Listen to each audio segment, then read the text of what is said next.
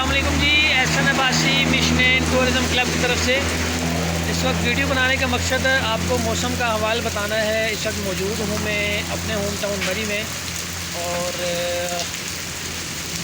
मौसम का हवाल क्या बताऊँ, मौसम दिखा देता हूँ मैं आपको।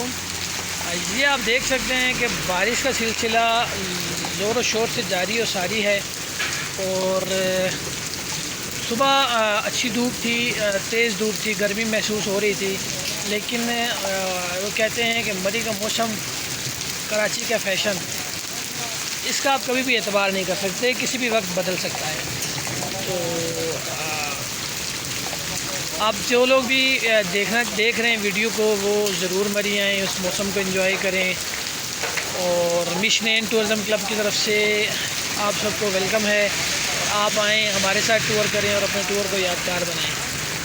बहुत शुक्रिया। जज़ाकल्लाह।